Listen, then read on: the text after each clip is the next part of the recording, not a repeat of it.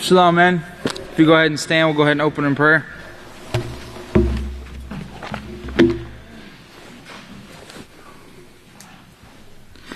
Holy Father Yahweh in heaven, this is your servant, Matithia Hawkins. Come before you, Father Yahweh, being a seed and servant of the last days, witness the great Kwan Yisrayl Hawkins, the one whom you sent in these last days to teach and guide and direct us into your great and awesome kingdom, and through his head, Yeshua Messiah, the high priest and soon coming king, who now sits at your right hand and soon be crowned King of kings and ruler of rulers. Father in heaven, I come gathered along with all the great priests and deacons and the great men here at your house. Father Yahweh and the young future priests, we thank and praise you for allowing us to be a part of your great work in your house in these last days, and for bringing us and calling us out of this sin-sick world and bringing us here to your great house to learn your laws, statutes, and judgments, being taught by your great servant, the great Kwan Yisrael Hawkins, the last days witness, the only one authorized to preach salvation to the world at this time. Father Yahweh, we do come asking, praying, Father Yahweh, that you will bless Pastor, protect him, watch over him, strengthen him, grant him all things necessary to continue forth in this great and awesome work, and we pray that we always would be a help and not a hindrance to him, your house, and to your great work. We pray for all our brothers and sisters who are sick and afflicted and suffering, Father Yahweh, some who are in hospitals and bedridden, praying that you will strengthen and protect and be with them, Father Yahweh, if it be your will, that you will please restore them to health quickly and speedily, that they be able to continue forth in this great work that they so love and desire to be a part of. We also pray for all our brothers and sisters, and especially the great Kwan Yedidia, who are being held back in prisons, Father Yahweh, praying that soon their release would be, Father Yahweh, and they'd be able to come back here to your great house. And we pray for all our brothers and sisters in foreign countries who are desiring to come here to serve you, but being held back by evil, beastly governmental systems. We pray, Father, that you would soon open the door for all those who desire to come and serve you to be able to come here to your house at Abel. And we pray, Father, that you will open our minds to understanding, that we absorb the knowledge that comes forth from the teachings of Israel as we read and go over this lesson this evening, Father Yahweh, and praying, asking that you'll continue to keep us in your way in your house forever and allow us to have a wonderful Sabbath day. And we do pray and ask these things, being seeds and servants of the great Kwan Yisrael Hawkins, and through Yeshua's name we do pray. Hallelujah, Yahweh. Praise Yahweh. You may be seated, men.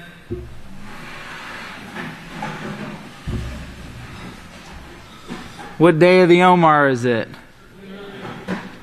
30. Praise Yahweh. 30, almost 31. It's going fast, isn't it? Time seems to just fly right on by. We're going to be picking up here in the 11th book of Yisrayl, part 2. The 11th book of Yisrayl, part 2, which is the end of the ages. The book of Yisrayl entitled The End of the Ages. We're going to be in chapter 2 this evening on page 11. And this is a sermon Pastor gave on July 9th, 2011. The prophecies for this generation, number 10. 7 works of the tree of life. Satan has thousands, but only Yahweh's house can teach salvation. We're going to see in this sermon here this evening the witness showing us here that only Yahweh's house has this offer of salvation. I'm picking right up here in verse 2. Pastor says, and this was, I don't know if y'all remember, but this was the sermon where we had watched the documentary on, I think it was the Great College Scam is what it was called, something like that, or the Great College Deception or something. And Pastor said, well, from these, or first of all, he starts off, praise Yahweh, shalom everyone, praise Yahweh. Come on, cheer. Beautiful, isn't it? You may be seated. May the peace of Yahweh be with each and every one of you. Well, from these schools of higher learning, or this guy said higher education, he had to change our quote there just a little bit to make it sound original, but I knew where he was coming from. From these schools of higher learning also came forth the profaneness to all the earth. Okay, and it is these educational systems, which if you go back and you look at who set up the educational systems, you always see where it came from. It came from that mighty religion there that sits on 7 hills over there in Rome. Okay, and from these schools of higher learning comes forth the profaneness to all the earth. And if you just think back, you know, even when you went to school, you think about some of the things you learned and the things that they taught at school. You know, and then if you went to some of these higher schools of education as they call them, you know, because it costs higher amounts, since, you know, the taxpayers don't pay to put you through college. But you think about the teachings and what they promote in these institutions, okay, is that money-making system to get everybody to learn a certain trade, you know, learn one thing so they'd be able to benefit society in not in building morals or building a righteous society, but benefit society and bringing forth money. And this is what Pastor's talking about here on page 11 in chapter 2. He's talking about that these schools are the ones that also brought forth the profaneness to all the earth. Okay, because when they rejected the teachings of Yahweh, and if you think all the way back to 1 Samuel chapter 8, okay, where all the elders of Israel, okay, or as Pastor said, a large number of the elders of Israel came to Samuel, okay, and they said, no, we don't want the way of the priest anymore. We don't want to have a priest ruling over us. We want a king to rule us and judge us and set up and train our children. And if you remember the warning that Samuel gave about all the things that he would do to their sons and their daughters and their children, and what would become of the generations that came forth from that time period. But they had their mind set. Okay, they were set through the inspiration of Satan because they had rejected the way of Yahweh. They were set to go that way, and it's come down to now where we see in the world today, where it's about, building up, the elite, or the higher of the high ups. Okay, not everybody's benefiting. As America's put on this pedestal out in the world to be this great nation. Okay, and yeah, it is great for two reasons. If you remember the only two reasons why this is such a great country is the freedom of speech and the freedom of religion. Okay, besides that, it's basically about like every other country. You have your rich and then you have your poor, and the rich are the ones who are always ruling the poor. And this is what is taught in these higher learning, these higher education schools. Okay, and even just regular school that they send their children to, they don't teach righteousness. They're actually banned from teaching righteousness. Pastor was talking about it here on one of the most recent prophetic word programs, talking about how you can teach Christmas, Easter, Thanksgiving, evolution. You can teach all this foolishness in school, no problem. It's actually a part of the curriculums. Okay? But you teach any bit of righteousness, and you get shut down by the government. And that's the way it is for all the public schools. They can't even have the 10 Commandments hanging in their hallways, as we've seen in times past in the news. They put up the 10 Commandments in their hallway and they have a lawsuit on their hands.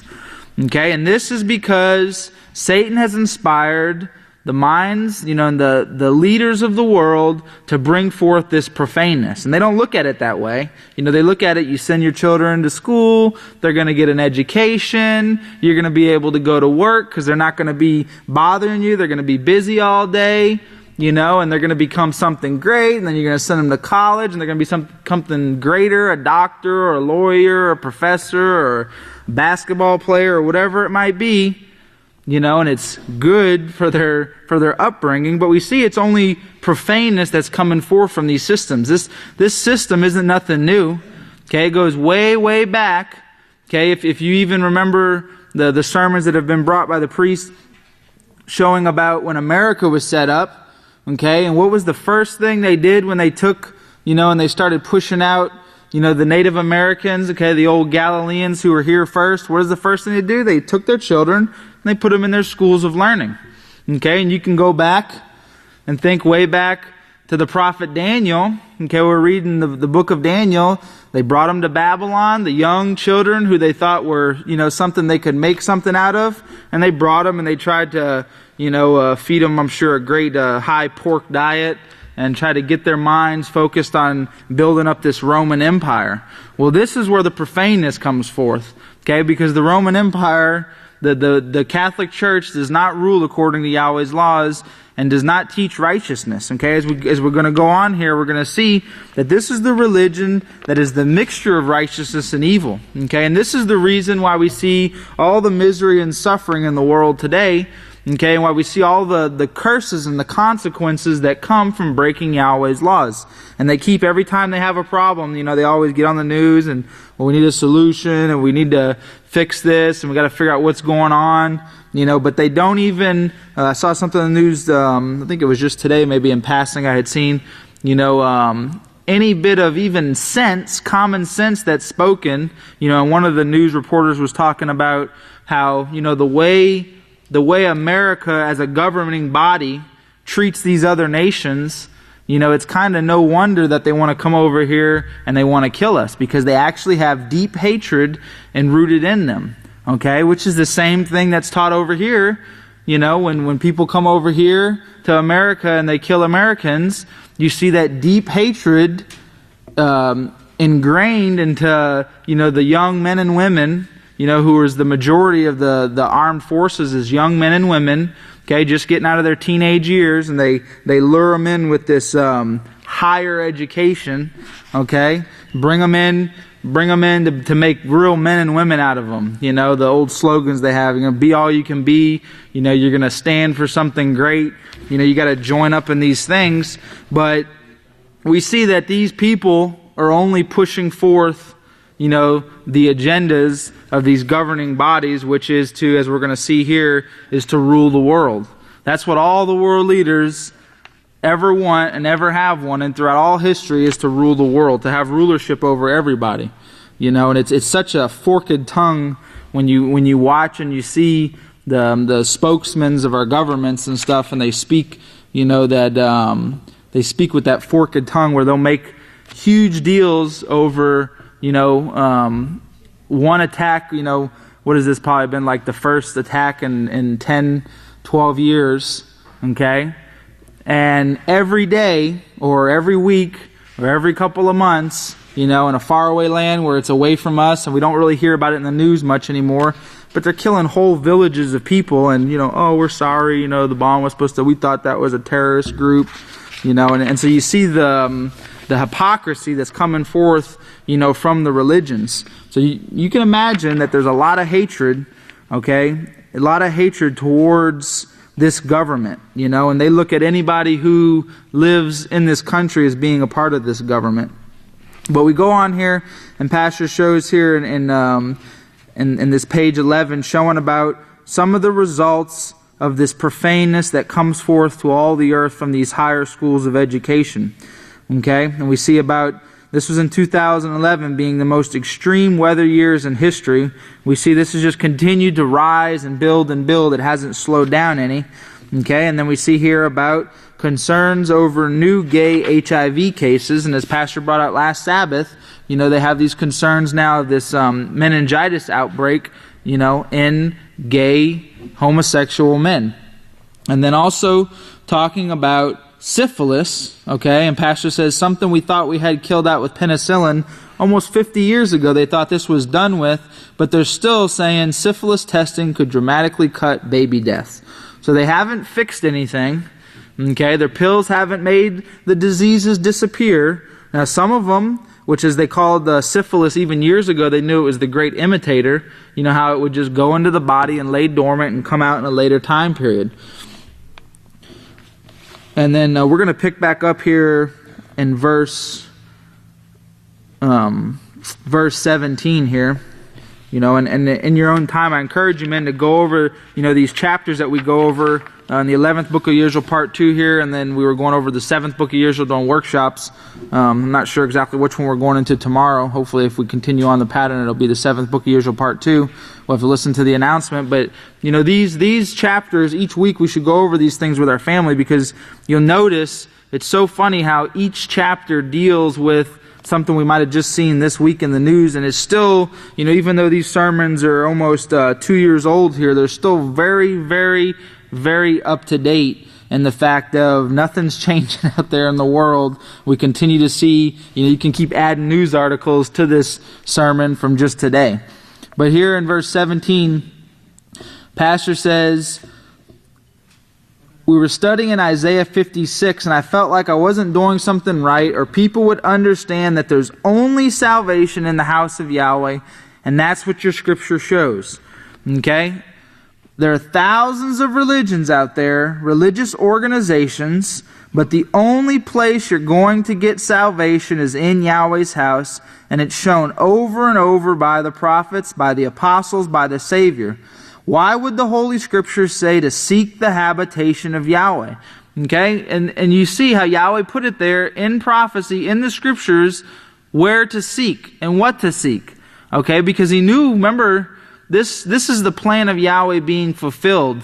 Okay, not the fact that He desires to see the misery, as Pastor is going to go on here and show, but Yahweh's allowing man to go their own way. Okay, so He knew they were going to build all these different religions and have these different ideas, and so He told us, or those who He would call, He told them to seek the habitation of Yahweh.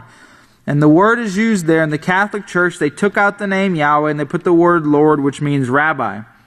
Okay, but through these thousands of religions out here in the world, maybe even millions, okay, the only place you're going to get salvation is at Yahweh's house. It's the only place it's being offered. They're not offering in the world today, some are offering riches and fame and maybe a certain kind of incentive on something, but no one's offering salvation. They don't even believe in their scriptures. I was thinking right here when Pastor said there's thousands of religions out there, thousands of religious organizations.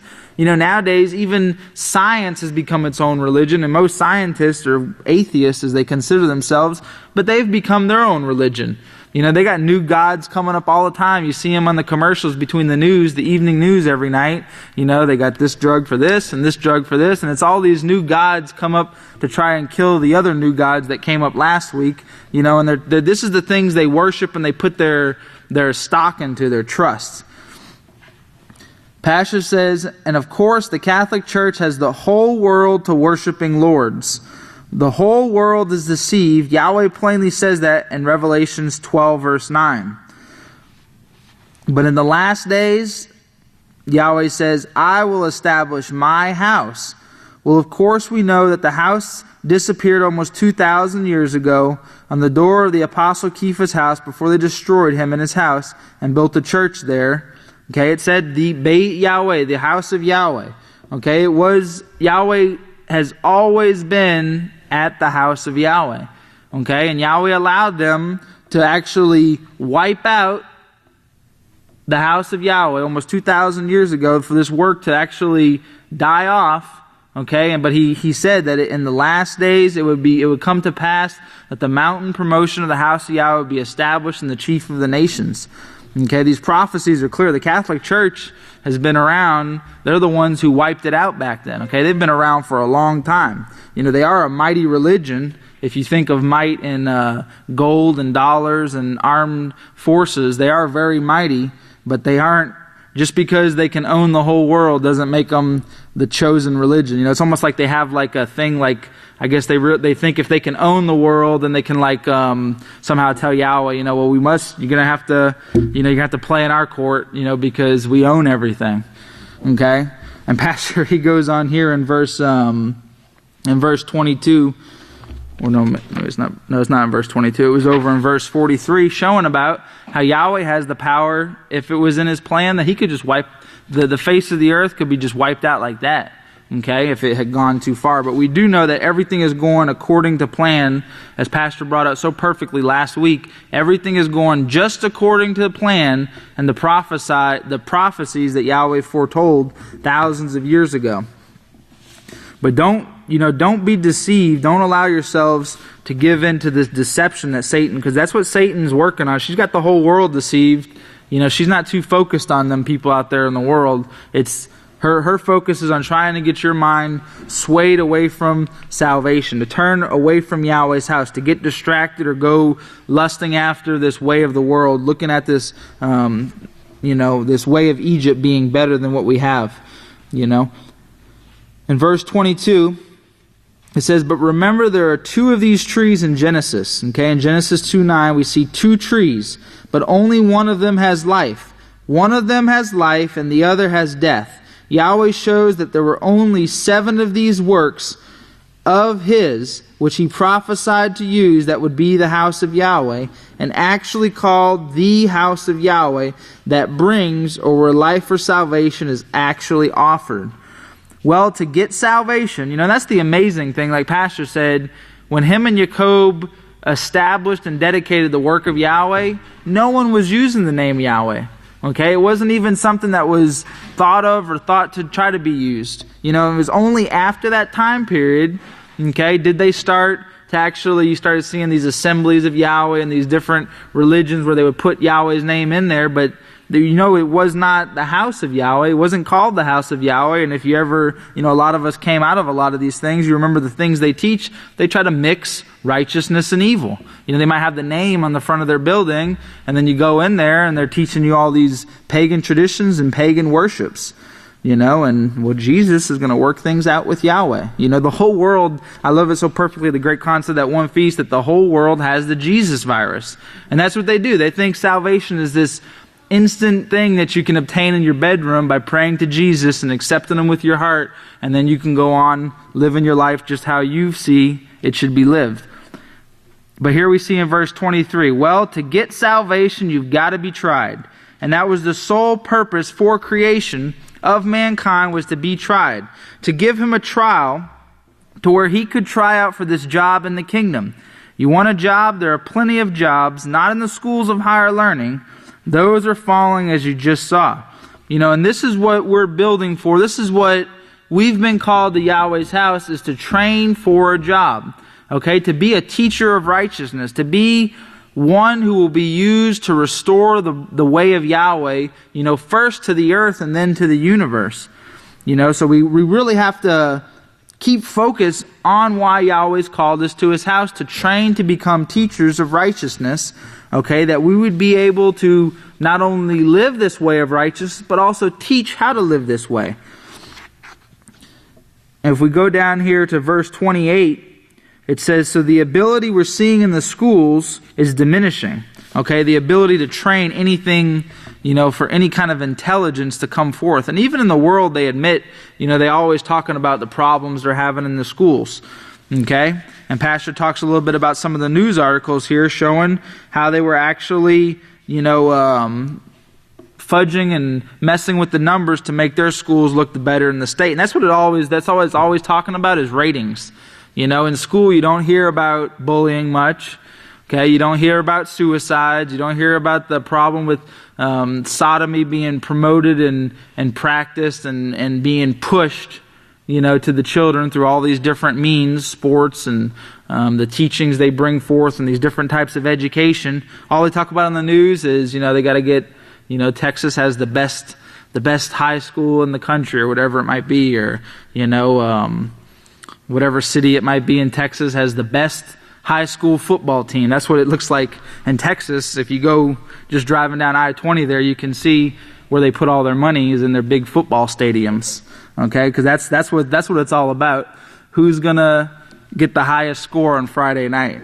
Okay, it's not about, oh, your children got bullied. Oh, we're really sorry. Maybe he should take football classes, and learn how to beat up a post so he can go beat up the person who's bullying him. Well, now we're seeing it, and of course, the students that we have in the classrooms, verse 29, Pastor's going on here, talking about how these children, okay, are having a hard time learning anything in schools. The students that we have in the classrooms, they can't learn. They can't learn themselves because their minds are confused also. But the teachers who are teaching them have an inability from the confused minds that they have. So all this together has come up with what we saw in this film today. The prophecy is being fulfilled. The schools are no longer capable of even teaching their own thing, and they're bringing it past in the world. And what they're wanting, of course, are money-making systems to keep the world working for them. Just a scam to keep the world working for them, the big corporations. And this is what's being promoted in school. Okay? They don't really care about, that your son got bullied or beat up or his face shoved in the toilet. They don't really care about those types of things because that's the kind of stuff they teach. You got to be strong to survive in this kind of environment. You just got to toughen up. Take some karate classes or something. But the students we have in the classrooms today, they can't learn. Okay, we see it right here. Why? Because their minds are confused. And even if they were born with a half a mind to think of, by the time they're 1, 2, and 3, what do the people do? Put them in front of the ultimate babysitter, the television box. Okay, with these stupid cartoons. It's amazing. Never really thought about it when I was younger. But I was at some place in town and they had some cartoon on the TV and I watched it just for a brief moment there. No music or nothing. I think it was like the Roadrunner and the Wolf. What does it teach? Fighting, war, bullying. Just in these little bitty cartoons that they play to their children constantly. Constantly. And children at that age, by the time they can sit up on their own and stare at something, that's what they do. They put them in front of the big plasma screen. But the teachers who are teaching them have an inability from the confused minds they have. Okay, because the teachers have the same problems, Okay? The same problems as many of the children have, because, why? Remember 50 years ago now it's been, where sitting down and reading the black and white, to the family kind of disappeared, because the black and white box appeared in the living room, and that become the family teaching tool. So we've seen a whole generation basically come up on this entertainment society and environment, and that's what we see in our teachers. Pastor says here in verse 36, in Genesis 3 and verse 7, it says, if you do righteousness, will you not be accepted? Did you get that? Verse 7, if you do righteousness, you will be accepted. This word accepted, if you have a King James Reference Bible, it'll have a little N by it, and it'll say excellent, excellence. And if you look the word up in Strong's, that word accepted, it means an elevation. That is, Yahweh is lifting you up when you start doing righteousness. Then you start getting better. The confusion starts leaving, and you start building your mind towards joy and gladness, and you start becoming a servant to others, and you really start enjoying life as Yahweh Himself does. Okay? So when you do righteousness, okay, when you start doing righteousness, then you start getting better. This confusion starts leaving. You start building your mind toward joy and gladness, which is just what Yeshua Messiah set the perfect example of, is serving one another. Okay, instead of being focused like the gods are on yourself and your self-image, worrying about your fellow man. Okay, building up others. And we see Pastor goes on here to show this word accepted means cheerfulness, exaltation in rank, raising, and rank and character, raising, being raised up, dignity, excellency, accepted, highness, raised up. Okay, all this comes, this acceptance, okay, this being raised up comes from doing righteousness. And Pastor says here in verse 39, he says the word righteousness, okay, if you turn to Genesis chapter 6, you'll see it here, but the word righteousness, you've got to be able to put this together and be able to teach it. Okay, and right here, what he says here in the last verse here in 39, or the last couple sentences here, he says, being able to teach it, being righteousness, being able to teach righteousness is as important as learning it to begin with, but you've got to learn it before you can teach it to others. Okay, so it's not about just learning it, okay, learning the laws of Yahweh. It's actually learning it so that we can learn to teach it. Okay, Yahweh is building teachers of righteousness. And Pastor goes on here in verse 41, he says, Yeshua was the shining example. And of course, that's what you were training to be, and that's the sole purpose of creation. There was no other reason to create mankind, for Yahweh to create mankind, but to make him in his likeness, to fulfill the jobs that he has opened for them right now. Billions and billions of jobs that he has opened for them right now. Okay, and this is why... Okay, this is why Yahweh has called us to His house to train to be teachers of righteousness, so we can fill one of these jobs in Yahweh's kingdom. Okay? And remember, when you start doing righteousness, so when you start learning it, you start clearing up that confusion in your mind. Okay? Because we know this confusion comes from this way we were brought up and the way our parents were brought up. In verse 21, you don't have to go back there, but I just wanted to show here, Pastor says about the world's prayers, okay, they're going to be answered, okay, and they're ruling the world, and these are their prayers. I want to rule the world, God. Help me to rule the world. Help me to own the world. Well, they do. Their prayer is certainly answered, and Yahweh allowed that to take place. So we see the world's prayers as far as ruling the world. The Pope's prayer is going peachy. He wakes up every day probably with a smile on his face because his prayer is being answered. But this is what in verse 45 here on page 15, this is where we need to direct our focus and our prayers. Pastor tries to show us right here. One of the best things you can do when you wake up in the morning is start praying to Yahweh for guidance. The mind of mankind is incapable of rulership. We're made that way. We're made to where emotions pull us. Yahweh can give us the extra boost, but we have to ask for it. And of course, we're told, early in the morning, our thoughts should rise to you, Yahweh. This will start you off in the way you want to go if you'll ask Him for that guidance so you'll get your mind set. Well, I won't be doing what I did yesterday. I don't want to do that again. And this way, you won't be repenting of the same thing over and over.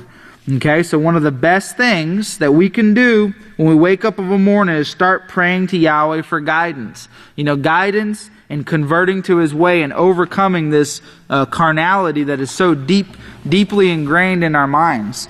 Yahweh bless you, men. Time's up here. Time for the next teacher. If you will stand. Yahweh bless your Sabbath. And I have the privilege and honor to introduce the great Kohan, Michael Hawkins.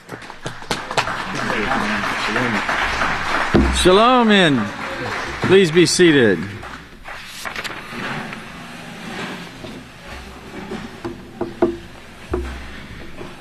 I was just looking back there what the great Kohan Matithir just read about how Pastor said there's no other reason to create mankind for Yahweh than to create him, to make him in his likeness and to fulfill the jobs that he has open for them right now. Billions and billions of jobs that he has open for them right now.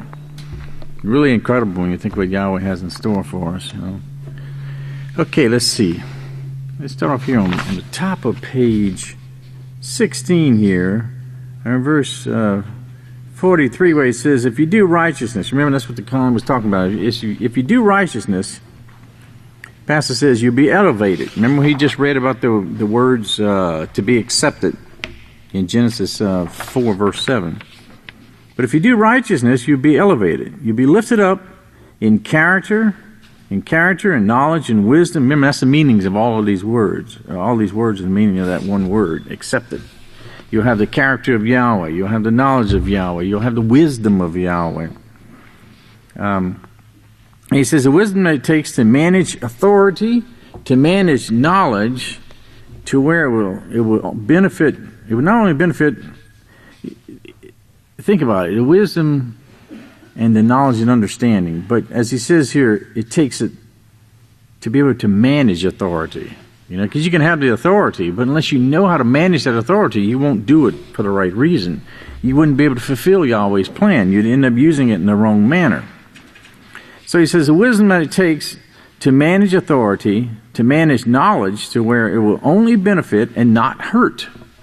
Because that's what we have to think about now. If we allow the laws of Yahweh to lead us, then we won't ever think about hurting someone, will we? We'll only think about what can we do to serve that person? What can we do to help that person? We want to be a benefit to a person and not an adversary or someone who's just out for their own gain.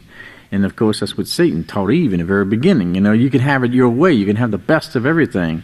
You can have that mixture of righteousness and evil. You can keep the laws when you feel like it, but you don't always have to keep them. But you'll still worship Yahweh because you know Yahweh's name and you say that name. She taught a lot of deception. And it grew for 6,000 years until it was embedded and ingrained into the hearts and the minds of every individual on earth, just about. Well, the world doesn't have, he says here, the world doesn't have that wisdom. It has a lot of knowledge right now. Knowledge was increased in this generation, but they don't have the wisdom to manage it properly. That's the thing. They have the knowledge of knowing that you can split the atom, but they don't understand how to use it. Remember, they thought they did, and they had all of these real campaigns and stuff about atoms for peace. They thought, okay, we can use it in construction work, right? We can go out, we can dig a canal, we can just line up a bunch of atomic bombs and blow them up, and we're going to have a canal that we can go already done for us. This is the kind of crazy things that they were thinking about. Not realizing that when that bomb exploded, all the radiation and everything went up into the air, and of course all the fallout comes down. But atoms for peace, they called it. So they don't know how to properly utilize this knowledge. He said, but knowledge was increased in our generation, but they don't have the wisdom to manage it properly. And the plans that they have are not to make it any better, but it's to use for destruction. Because the plans that all the governments have at this time is first strike. That's what they want to do. Strike first. To survive and to try to survive until you have something left for your children and your grandchildren. Of course, they know that first strike is the only way that they're going to think that they're going to survive. But they don't realize is they can have first strike. They can have one nation could have every nuclear bomb on Earth, and they could have first strike. You don't go off to another nation. But it's only going to be a matter of weeks before they're going to end up seeing that, the results of their first strike was when those bombs went off, it ended up putting all this radiation in the air. Well, within a couple of weeks, this radiation is going to circle the air, and they're going to be suffering the fallout from these bombs that they themselves set off. But they don't think of that. They just think about force, just like Yeshua was faced with about the men who took the kingdom of Yahweh by force. And that's what the same mindset is in the minds of the people today. Okay, jumping down here in verse 56, he says, 1 Yachdon 3 verse 4, sin is the breaking of the laws. He says, we just read it, sin lies at your door. And he says that's what he told Cain in Genesis 4:7. Well, 1 Yachdon 3:4 says the same thing. Sin lies at your door. And if you're not doing righteousness, you're sinning. If we're not doing righteousness, we're sinning. These are active words. Doing and sinning. They show action, express action. So it's a continual practice that we have to be doing in keeping Yahweh's laws. Because if you don't keep each of them, you're sinning. And if you give in to either one of them, as Jacob 2 verse 10 says, the same thing, you break one, you're guilty of breaking them all. Because it's like you have a ball, and you can make that ball round, and you can have it, but if you just take out one little tiny piece of it to where maybe the human eye doesn't even see it, if it's magnified, you're going to see that there's not a place in there to make it perfectly smooth. There's something that is missing. So it affects the way that it looks, and it affects the way that it rolls, and everything that in the way that it was originally made to be. It was supposed to be round, supposed to be perfectly round, perfectly smooth. But if you take out a little piece, when it's rolled, with the computers and stuff, they could do a test and see that it's not rolling properly in the way that it is because something is missing from it.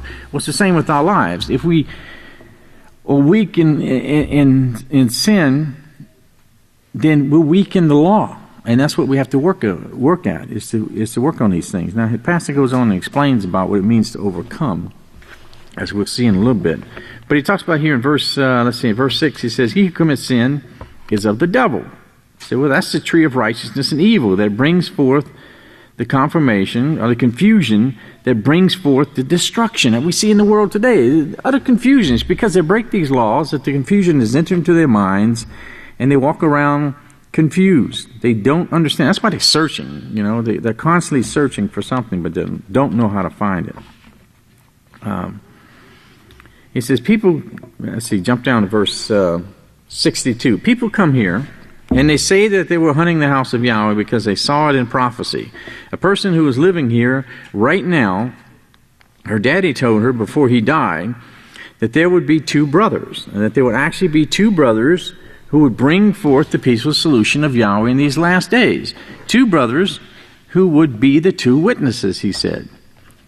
And he told his daughter this, and his daughter came here because after he died and became a part of the house of Yahweh. And her and the family became a part of the house of Yahweh. Now, this is something that shows the power of Yahweh. Remember what Pastor's been talking about the woman in the house of Yahweh. And there's works that have been going on, not actually the house of Yahweh, but it's the work that Yahweh has going on to pass on this information from generation to generation to generation. And he goes on and he says, now, that's what Yahweh meant when he said, search. He told Cain that, right? Cain said he would be searching for peace, but Yahweh says, search for what you need to be searching for, and you'll find it. Yeshua said the same thing. Seek, and you'll find, right? Knock, and it will be open. But Yahweh said, seek the habitation of Yahweh, the house of Yahweh. In the last days, he said, I will establish my house again. And salvation, he says, wasn't offered before that time because there was no one available to teach it or assigned to teach it And that's what Zechariah says. Now remember, the title of this sermon has to do with Satan has thousands of works, but this, where he says 7 works of the tree of life. Satan has thousands, but only Yahweh's house can teach salvation. And as he says here, the prophet Zechariah, he says in Zechariah 8 verse 9, he says, this is what Yahweh of hosts says, let your hands be strong, you who hear in these last days these words by the mouth of the prophets. Notice, you got to hear, you got to listen to the mouth of the prophets, what they've spoken. Which were in the day that the foundation of the house of Yahweh of hosts was laid, that the temple might be rebuilt. Verse 10, but before those days there was no reward, there was no salvation of Yahweh for man, because the mouths of the ones to preach the reward were silent. Neither was there any peace because of the enemy who turned every man against his brother. There was no peace. All they did was the enemy turned every man against his brother. As you see in the way of Cain. Remember, it says the whole world is going after the way of Cain. And Cain killed his brother, and he was continually having war and retaliation and hatred building up in his life.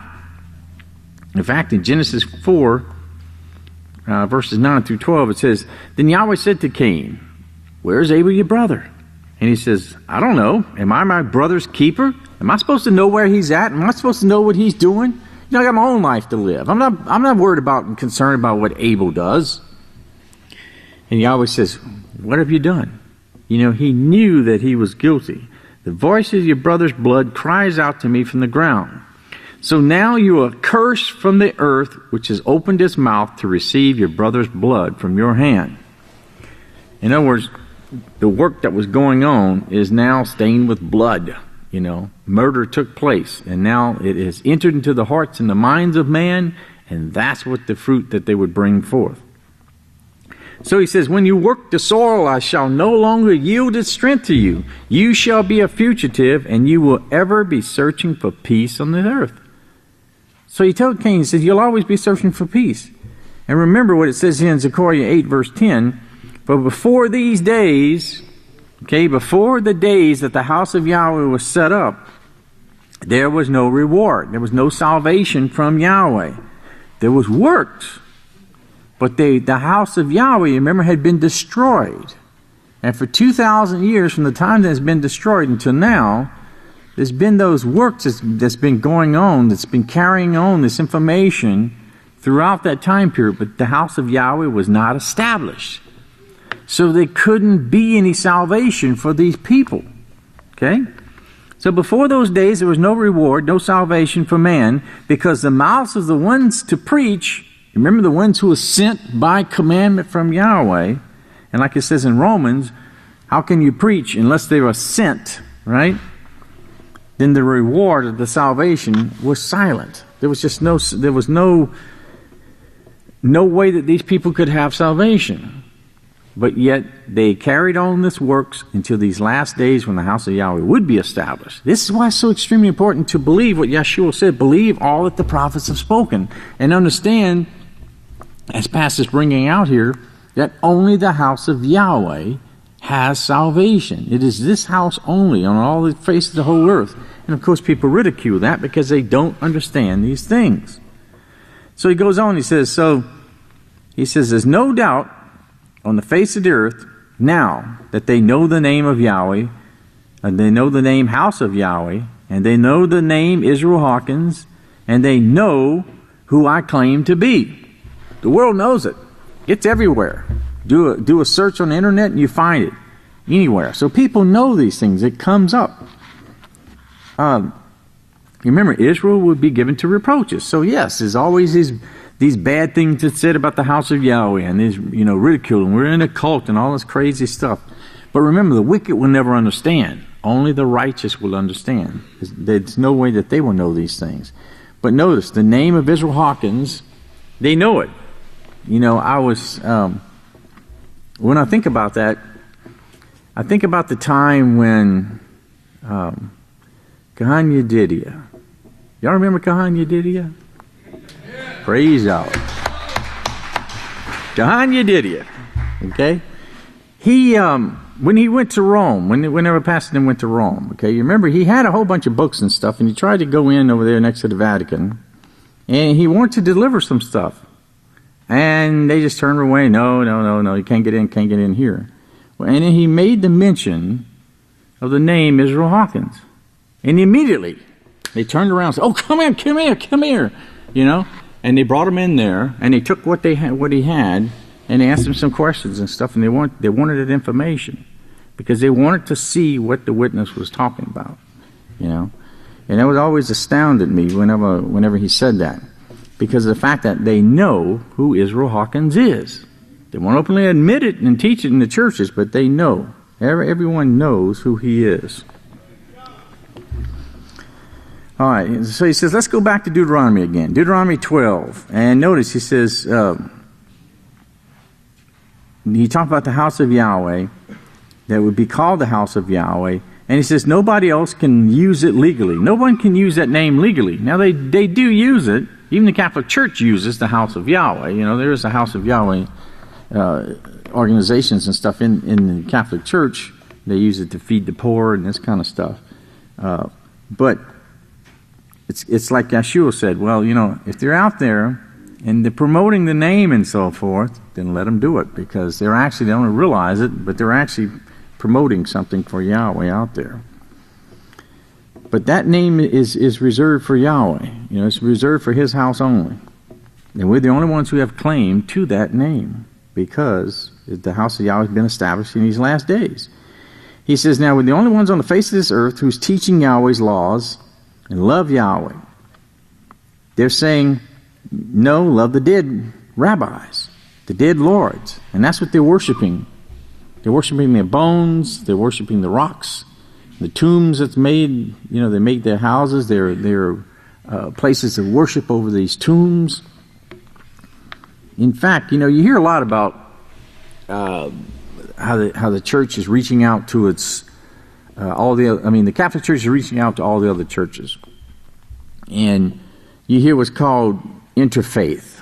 Everybody hear interfaith? That word interfaith? Okay. Usually, when you think of interfaith, it means all the different religions coming together, you know, and coming together so that they can all be as one and sharing what they have in common, which is nothing.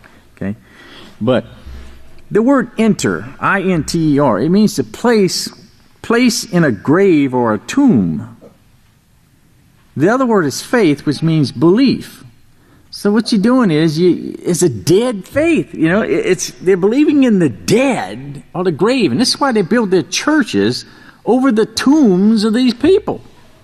It's nothing more than a dead faith. Remember Isaiah said they follow after the priest who eats swine's flesh and worships the dead, keeps the memorials to the dead. Okay, that's a dead faith, totally dead.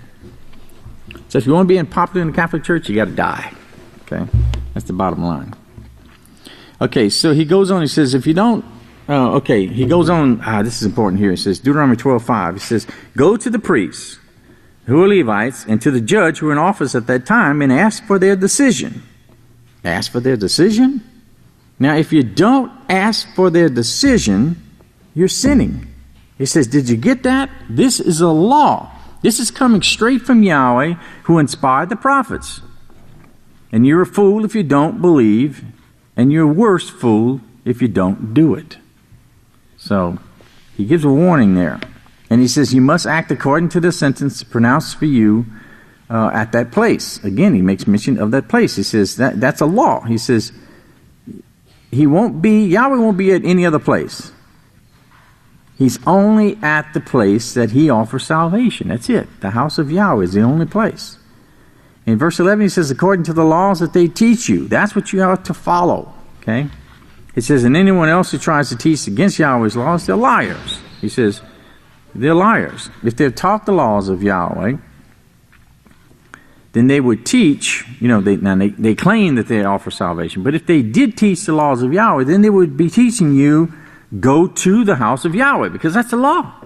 And if you're going to teach the laws of Yahweh, then you have to teach it completely. Okay? So this is one of the ways in which you can stand up to someone and tell them that, no, you're not teaching the laws of Yahweh, because if you did, the law says you're to seek the place where I have established to place my name. Now, where is that place? It's not your local church.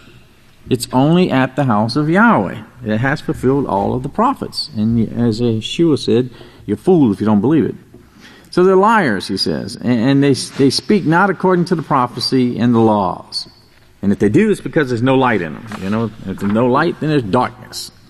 If there's darkness, then they got the lights turned off. Because they didn't pay the electric bill, right? Remember, that electricity, okay? That's that power of Yahweh that flows from Yahweh. It gives us the ability to be able to have that understanding. Jumping down to verse 79 here.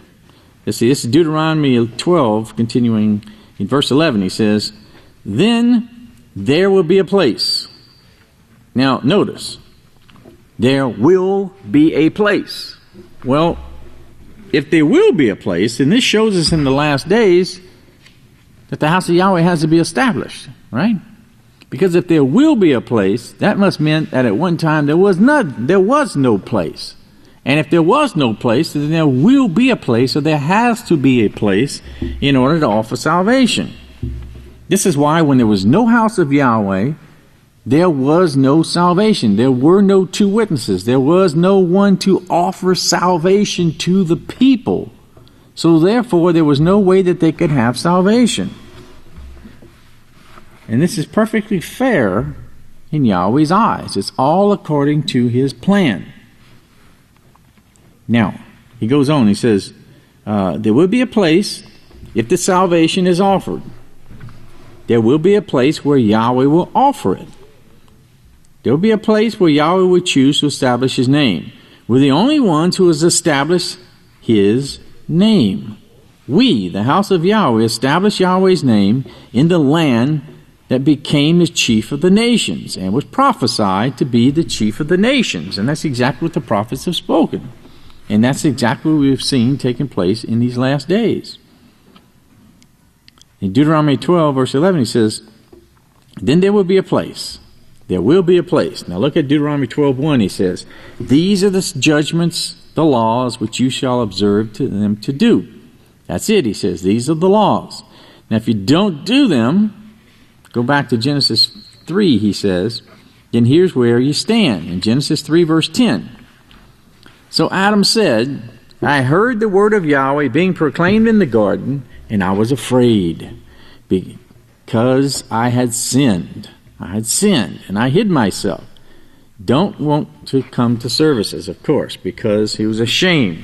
He was ashamed, so he skipped out on services. Well, I guess he didn't think anybody would notice, you know, that he could get by with it. But surely, no, there's enough people there that nobody will notice I'm not around. Once it's because of embarrassment, because of the sin, instead of facing it, he gave into it. And remember, Eve was deceived. Adam chose to sin.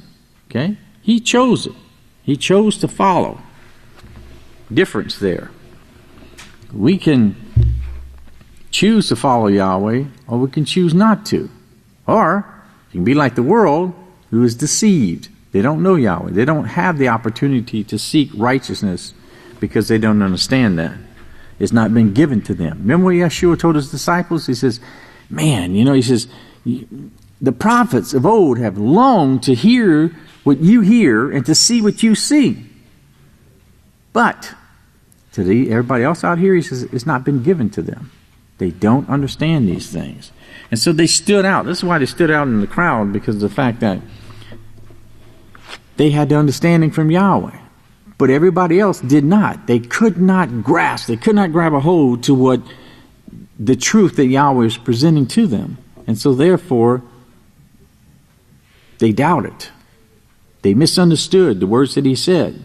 And they came up with accusations, and the hatred built up against the people, against the Yeshua and his disciples. Now, verse 13, he says, and Yahweh said, someone has deceived you so that you would sin. They deceived you so you would sin. You have eaten from the tree about which I commanded you that you should not eat. Now, don't mean he went up and picked up the right fruit of an apple, and stuck it in his mouth. And this is how shallow they are, you know. Here's a snake wrapping around a tree, and, you know, here comes a woman, and the snake starts talking to him and says, here, eat this apple, you know. So he eats an apple and offers it to Adam. You know, this is as far as they can comprehend. That's all that they know. If you talk about Adam and Eve, that's all that they understand about them, is that they walked up and ate this forbidden fruit, and that was their sin. You know, they have no idea what all the symbolism is all about. But notice he says, you shall not eat. You ate of something you were not to eat of. And that's not just talking about the physical food. It's talking about the fact that you come to Yahweh's feast.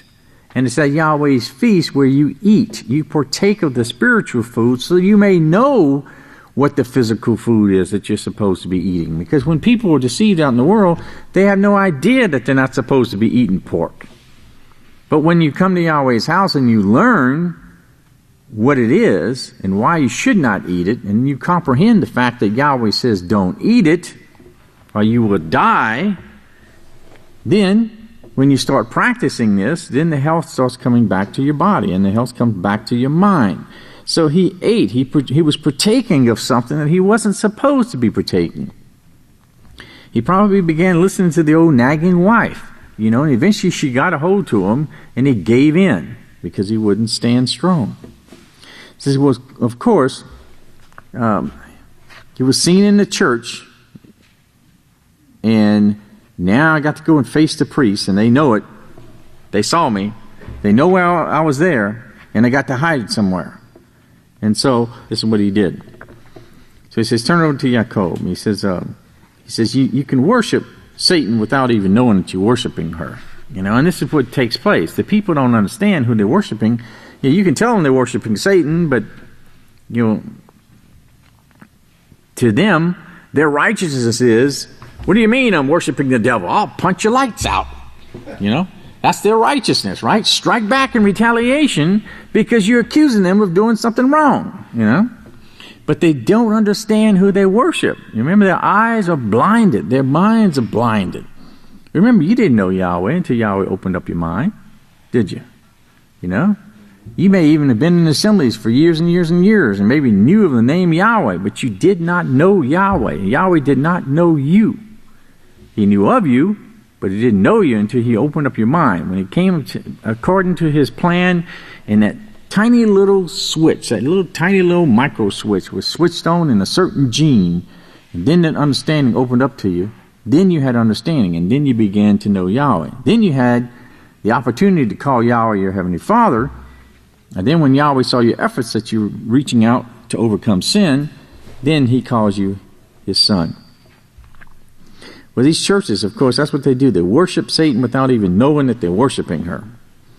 You know, and he says, Satan can't and won't bring you life. She wouldn't if she could. She hates mankind because she knows the potential of mankind and why he was created. And that's the part of it. Remember, her jealousy of the fact that she knew why man was created.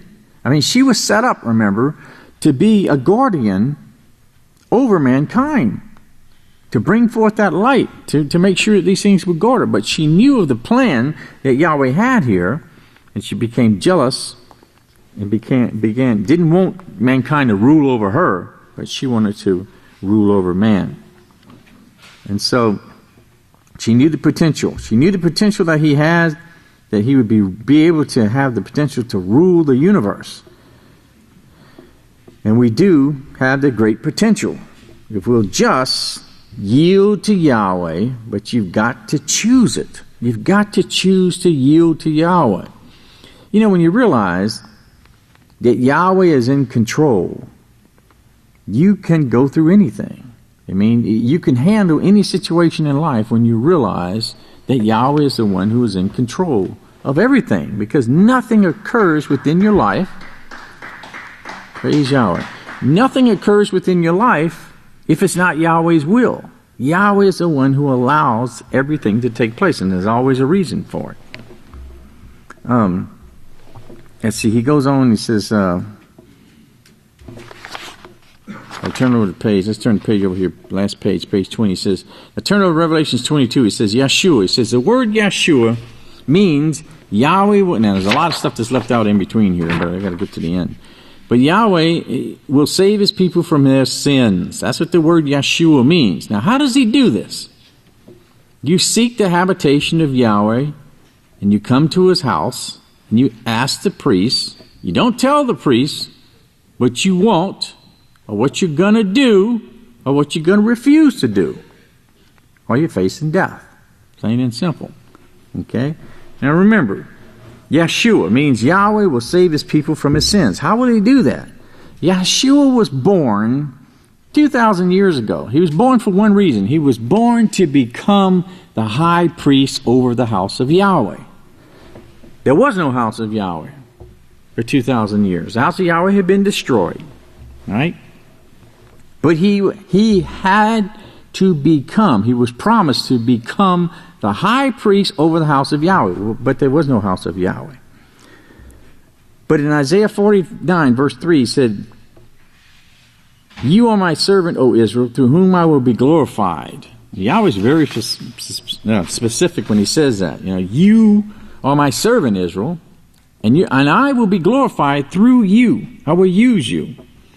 And he said to me, "It is not enough that you should be my servant to raise up the tribes of Jacob and to restore the protected of Israel.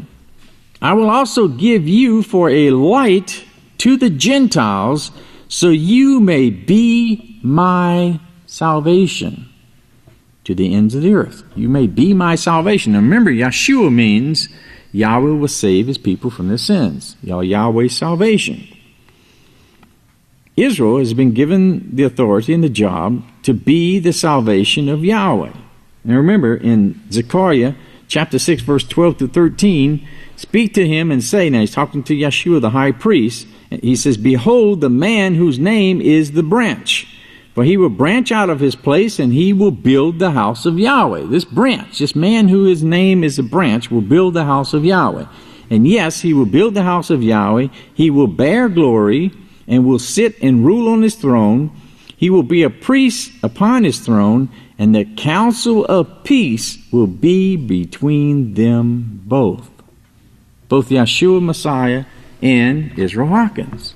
This is how salvation comes to the end of the earth. This is how Yeshua Messiah saves the people from their sins, through the one whom Yahweh has sent in these last days. Because he is a high priest, he is inspiring Yahweh's seventh witness, okay, his last day's seventh Malach, to bring forth this information, the salvation to the ends of the earth. And you've got to understand that and to believe that. We're going to recap something right here real quick. On the bottom of the page, it gives you three things to remember. Number one, you seek the habitation of Yahweh. Number two, you come to his house. And number three, you ask the priest. If you do that, brethren, and follow what Yahweh says to do, you're guaranteed to have salvation. May Yahweh bless your understanding. If you go ahead and please stand. It's time. Almighty Heavenly Father Yahweh, this is Kohan Michael Hawkins, asking to come before you, being seed of your last day's witness, Yisrayl Hawkins, and through your Son, Yeshua Messiah, the high priest of your house, Father, thanking you for all things you provide for us. We thank you, Father, for your great blessings of being with us throughout this week. We ask and pray you well please works of our hands, that you forgive us of our sins and our shortcomings, Father, as we come before the priest this night, Father, to confess our sins on the holy Sabbath day, to be reconciled before you, and to be found acceptable before you, and have the great blessings of being able to understand your laws and be here, Father, at your great house, so we can enjoy another Sabbath day, Father. We do bless you. We thank you. We ask you to go with us in peace, and help us to remember the words of our overseer that he has taught unto us, Father. For we ask and pray these things in Yeshua's name. Hallelujah, Yahweh.